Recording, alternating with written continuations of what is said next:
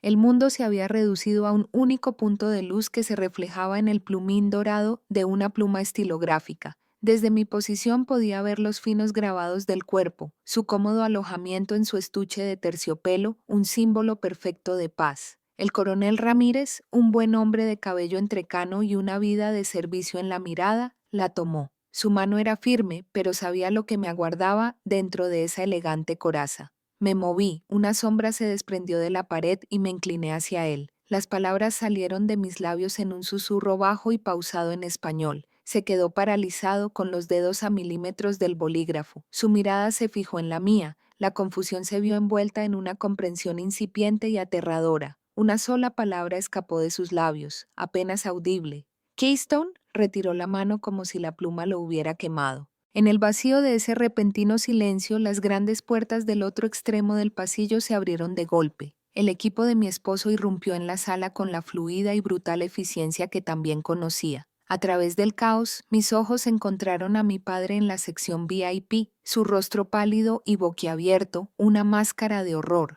Apenas 2 horas antes, ese mismo padre estaba en su salsa. Mi padre, un pomposo funcionario retirado del Departamento de Estado que llevaba su pasado como una medalla, presidía la recepción previa a la cumbre. Le encantaban esas salas, el tintineo de las copas, el aroma del poder, aunque ya no fuera suyo. Vio a un antiguo colega y me hizo señas para que me acercara, un detalle para su actuación. Y esta es mi hija menor, Elena, anunció con una sonrisa magnánima y desdeñosa. Me rodeó los hombros con el brazo, un gesto que parecía más un ancla que un abrazo. Es papelera del gobierno, dijo, con la voz impregnada de ese cariño familiar y condescendiente. Nuestra pequeña oficinista, las palabras resonaron en el aire refinado, y por un instante sentí la punzada de la vieja y cansada.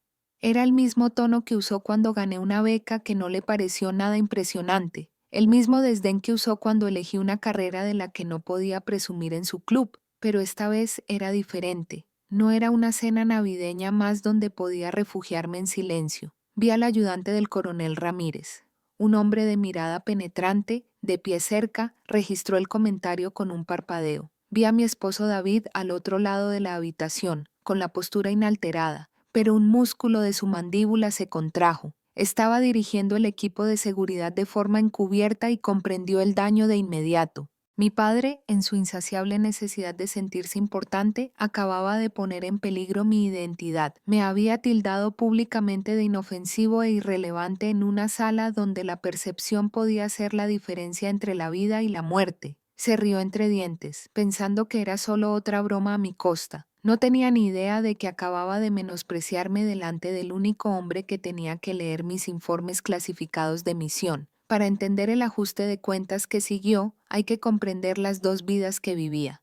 La aprobación de mi padre era un idioma que nunca pude dominar. Su mundo se basaba en cosas que podía ver, cosas que podía anunciar en una cena, fiestas, cargos, oficinas, ascensos que se podían imprimir en una tarjeta de presentación. Yo no tenía nada de eso. Vivía en los espacios tranquilos a los que él no podía acceder. Así que, para él, era una vida que no existía del todo.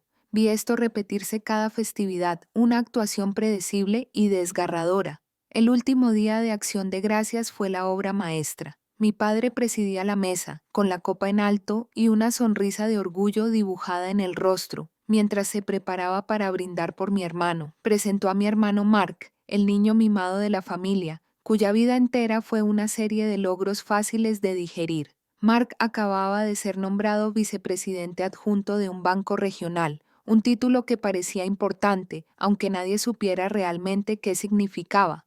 La voz de mi padre resonaba de orgullo.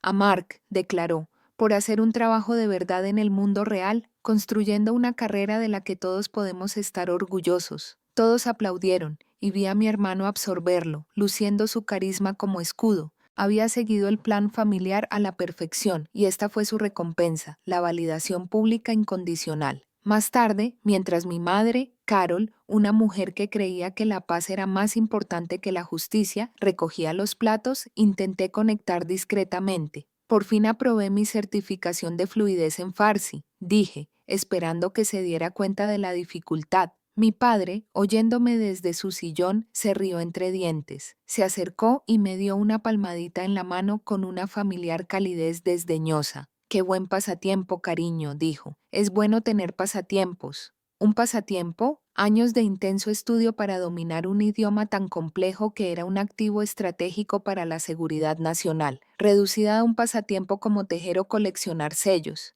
Era la misma mirada que me dirigió cuando publiqué un artículo sobre economía geopolítica en una revista prestigiosa. Una mirada vacía seguida de un ¿cuándo conseguirás un trabajo de verdad? En su mente, mi trabajo era poco más que unas tareas de secretariado engreídas. Me imaginaba en una oficina gris, sirviendo café y escribiendo notas. Trabajo de secretaria, lo llamaba. No podía comprender una realidad que no estuviera definida por un título de cara al público y una clara jerarquía corporativa. Nunca lo corregí, no podía. El muro de silencio que exigía mi profesión era algo que él interpretaba como un fracaso, como una prueba de que mi carrera era demasiado insignificante como para siquiera hablar de ella. La ironía era un sabor amargo constante en mi boca. Estaba tan orgulloso de sus propios pequeños logros diplomáticos de décadas atrás, que enmarcaba cada carta y fotografía. Si bien mi trabajo diario consistía en salvar vidas de las que solo había leído en el periódico.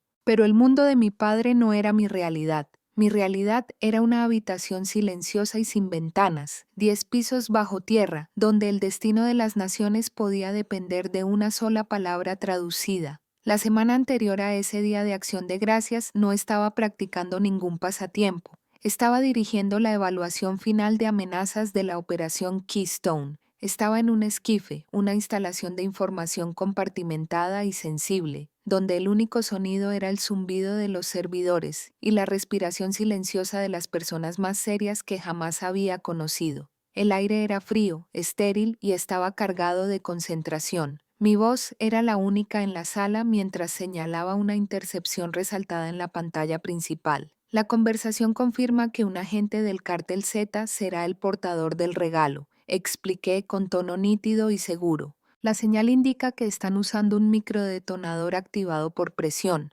Es increíblemente sofisticado, tan pequeño que cabe en el corral ceremonial de firmas. Es un clásico golpe de decapitación, con el objetivo de eliminar a 2 jefes de Estado de un solo golpe.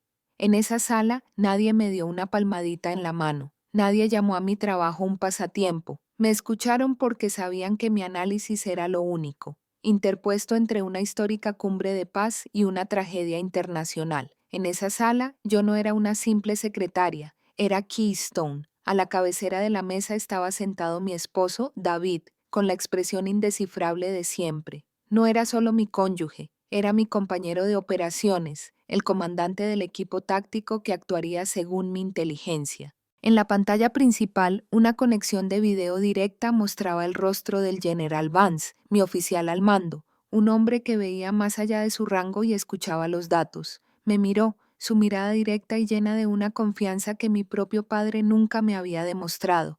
Tu análisis nunca se ha equivocado, Keystone, dijo el general, con su voz rompiendo el silencio. Aprobamos tu protocolo, tu decisión sobre el terreno. Más tarde, en un breve momento de silencio lejos de la mesa de mando, David me puso una mano firme en el brazo. Era un hombre de pocas palabras, pero comprendía perfectamente mis dos mundos. Vio al brillante analista en quien confiaban los generales, y vio a la hija invisible que estaba siendo lentamente borrada por su propia familia. Me miró, sus ojos transmitiendo todo lo que no necesitaba decir. Encuentra la amenaza, murmuró, con una voz quebrada y prometedora. Lo neutralizaré. Era la base de nuestra relación, de nuestro matrimonio, una confianza simple e inquebrantable. Él tenía fe en mi mente y yo tenía fe en su fuerza. Durante años intenté hablarles el lenguaje emocional de sus ascensos y títulos públicos, pero solo respetaban una cosa, el poder visible. Decidí que era hora de hablarles en el único idioma que jamás entenderían.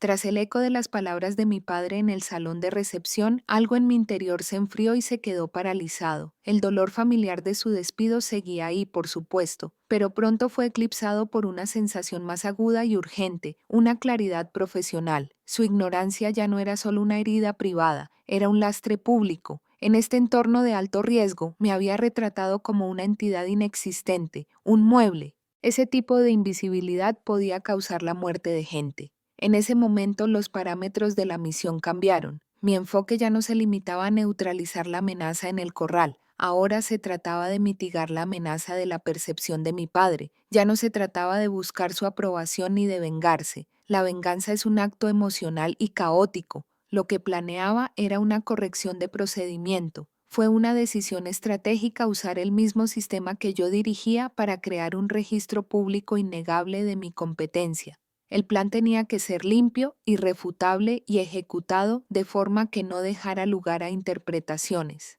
Mi padre y su mundo solo entendían el poder visible, y decidí que era hora de darles una demostración. La verdad sería un efecto secundario, una consecuencia inevitable de simplemente hacer mi trabajo lo mejor posible. De vuelta en la suite del hotel que servía de puesto de mando encubierto, el aire estaba cargado de tensión. Me presenté ante el equipo táctico de David, delineando el plan de intervención final. Lo llamé protocolo mano silenciosa. Especifiqué que no nos moveríamos antes de tiempo. Una evacuación temprana se interpretaría como una respuesta de pánico a una amenaza vaga que luego se descartaría fácilmente. En cambio, esperaríamos el punto de máxima tensión, el momento exacto en que los dedos del coronel Ramírez tocaran la pluma. En ese preciso instante, la amenaza se volvería real, tangible y visible para todos. Mi señal verbal en español sería el detonante definitivo e innegociable de la brecha. La autoridad máxima recaía en mí. Para hacerlo oficial, hice una última llamada por línea cifrada al general Vance. «General, estoy en el lugar», dije con voz firme. «El activo está en juego. Invoco la autoridad de Keystone para actuar con base en información en tiempo real». No dudó en responder. Su voz fue firme y rotunda. «Entendido, Keystone. Tiene la palabra. Actuaremos según sus órdenes». En esas pocas palabras, mi autoridad quedó confirmada. No era un oficinista, un aficionado ni un secretario. Era el comandante designado de una operación de seguridad multiagencia, y el sistema al que servía lo reconocía, aunque mi propia familia jamás lo hubiera reconocido. Las invitaciones se enviaron por los canales oficiales. Los protocolos de seguridad fueron establecidos por mi autoridad. Mi padre había movido influencias para conseguir un lugar en primera fila para la historia. Nunca imaginó que el evento principal no era el tratado, sino su propia hija. El salón de la cumbre era una catedral de poder, todo mármol pulido y grandes candelabros que vibraban con la serena importancia del evento. El aire estaba impregnado de un aroma a perfume caro y de la atención colectiva de los medios de comunicación mundiales, con sus cámaras preparadas como un pelotón de fusilamiento silencioso. Encontré mi asiento asignado en una fila trasera, escondido entre los auxiliares y asistentes jóvenes, una posición deliberadamente invisible para un agente que se escondía a plena vista. Desde allí, tenía una vista perfecta del escenario principal y de mi padre. Estaba en primera fila, una persona muy importante, con un aire de propiedad, como si hubiera negociado personalmente el acuerdo. Recorrió la sala con la mirada, con el pecho inflado, y por un instante sus ojos se encontraron con los míos. Me dedicó una leve sonrisa compasiva. Era una mirada que conocía bien, la que se le dirige a un niño que no encuentra mejor asiento en la mesa de los adultos. Simplemente le sostuve la mirada, con expresión serena. No tenía ni idea de que me estaba observando trabajar. Empezaron las formalidades, una lenta procesión de discursos y agradecimientos. Las palabras del tratado seguían su curso, una banda sonora sin sentido para la silenciosa cuenta regresiva de alto riesgo que marcaba mi cabeza. No escuchaba las promesas de paz y prosperidad, estaba siguiendo los sutiles movimientos de los miembros del equipo de David, disfrazados de personal de seguridad y diplomático. Observaba la tensión casi imperceptible en los hombros del ayudante que entregaría la pluma. Mi respiración era lenta y regular, mi cuerpo se relajó, pero mi mente realizaba 1000 cálculos por segundo, procesando cada ángulo, cada salida, cada variable posible. Este era mi mundo, un lugar de concentración absoluta, donde un solo error de cálculo podía tener consecuencias catastróficas. Entonces llegó el momento. El último firmante, el coronel Ramírez, ocupó su lugar en la mesa. Un ayudante se adelantó, presentando una caja lacada ornamentada. La abrió, revelando la reluciente pluma estilográfica que se guardaba en su interior. Era hermoso, una obra de arte diseñada para firmar un acuerdo de paz histórico, pero lo único que pude ver fue la sofisticada carga de presión que mi equipo había identificado. El coronel sonrió con la expresión genuina de quien presencia la culminación de la obra de su vida y extendió la mano para cogerla. Esa fue mi señal. Me puse de pie y me moví. No corrí, sino que caminé con una determinación enérgica e innegable que separó a la multitud de asistentes. El personal de seguridad se tensó. Sus manos se dirigieron instintivamente a sus chaquetas, pero vacilaron. Mi movimiento no era de amenaza, era de mando. Llegué a la mesa justo cuando los dedos del coronel estaban a punto de cerrarse sobre el bolígrafo. Me incliné hacia él. Mi presencia fue una repentina y brusca intrusión en la ceremonia. Hablé en voz baja, solo para él, y pronuncié la frase clave en un español claro y sin acentos. Coronel Aslauma, coronel, deténgase. La pluma es una bomba. El tiempo pareció deformarse. El coronel, un hombre que había sobrevivido décadas de conflicto, se quedó paralizado al instante. No cuestionó ni buscó confirmación. Reconoció el tono de absoluta certeza de sus propios informes, de su propia vida al límite.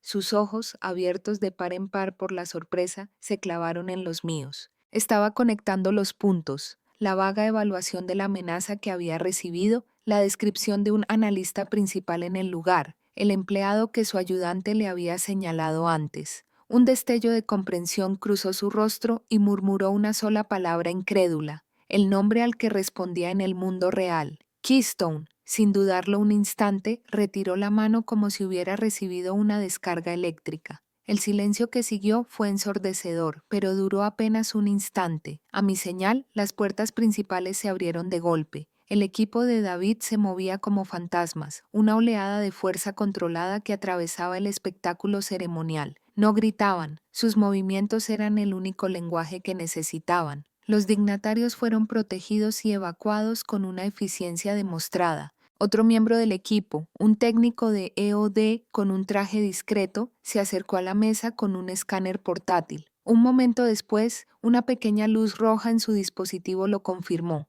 El bolígrafo estaba activo en medio del caos controlado. No estaba mirando la bomba, estaba coordinando la respuesta. Mi voz, un flujo tranquilo y constante de órdenes en mi auricular, aseguraba la sala e iniciaba el protocolo de confinamiento. Mientras los dignatarios eran trasladados a un lugar seguro, el coronel Ramírez se puso de pie. Miró al otro lado del pasillo, ahora caótico, y me miró a los ojos. No habló, simplemente me dedicó un breve y brusco asentimiento, un gesto de profundo respeto profesional de un guerrero a otro. Las cámaras de la red, aún grabando, captaron todo el intercambio, y entonces mi mirada se posó en mi padre. Estaba de pie, paralizado en medio del pasillo, con el rostro pintado de una incredulidad desgarradora. Vio el asentimiento del coronel, me vio dando órdenes autoritarias y silenciosas a los operadores tácticos. Acababa de ver a su hija, su insignificante secretaria, salvar las vidas de una docena de líderes mundiales en un escenario global. El universo que había construido con tanto cuidado, con él mismo en el centro, y yo como una nota al pie olvidada, acababa de ser desmantelado completa e irrevocablemente.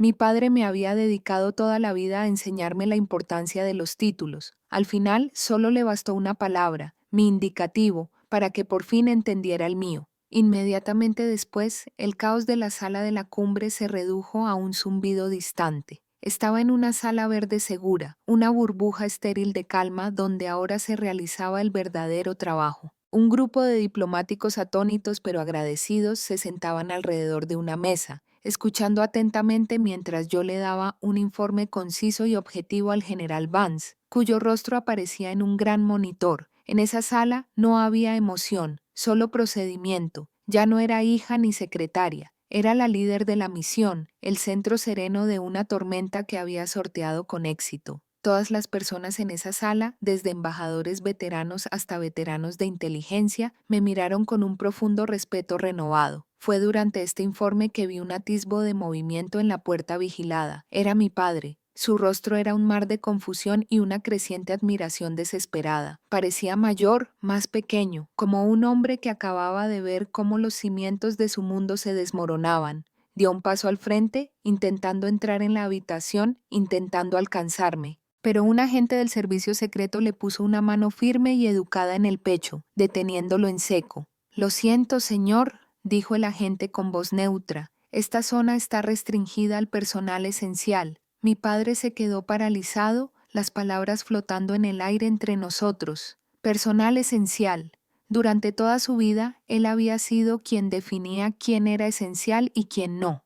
Ahora, por primera vez, estaba al otro lado de una puerta que no podía abrir, un espectador de un mundo donde su rango e influencia no significaban absolutamente nada. No sentí triunfo, solo un reconocimiento silencioso y sombrío del cambio. Los roles se habían invertido, finalmente, irrevocablemente. Pasaron 6 meses y el mundo siguió adelante. El atentado fallido en la cumbre pasó a un segundo plano en las noticias. Sus verdaderos detalles quedaron sepultados bajo capas de información clasificada. Pero mi mundo había cambiado por completo. Me encontré en una sala que solo había visto en fotos, el despacho oval. El aire mismo se sentía cargado de historia. A mi lado estaban David y el general Vance. Su presencia era un silencioso pilar de apoyo. El presidente de Estados Unidos se paró frente a mí, con expresión seria mientras hablaba del deber y el servicio. Sostenía una pequeña caja de terciopelo. Me otorgó la Medalla Nacional al Servicio Distinguido en Inteligencia,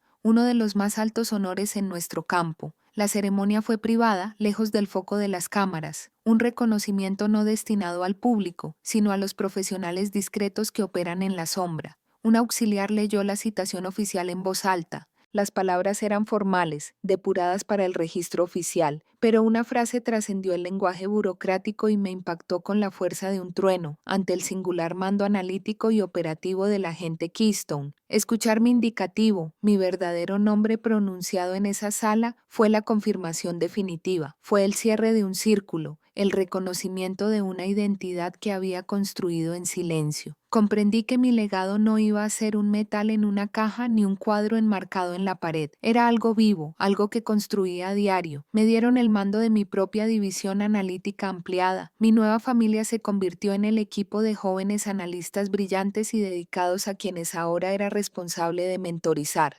Sentía una profunda y silenciosa satisfacción al guiarlos, al mostrarle a un analista junior cómo detectar un patrón casi invisible en un mensaje codificado, o al ayudar a otro a desarrollar el instinto para detectar una amenaza oculta a simple vista. Aquí, en esta nueva oficina, el respeto no se basaba en un apellido o un título elegante. Se ganó minuto a minuto con resultados. Esta fue mi verdadera herencia. No un nombre, sino un conjunto de habilidades transmitidas a la siguiente generación de protectores. Una tarde llegó a mi oficina un paquete pequeño y modesto. No tenía sello oficial, solo la familiar caligrafía de mi padre en la etiqueta. Dentro no había ningún gesto grandilocuente, solo una hoja de papel doblada. La carta era breve, las palabras claramente debatidas. Me equivoqué, Elena, escribió.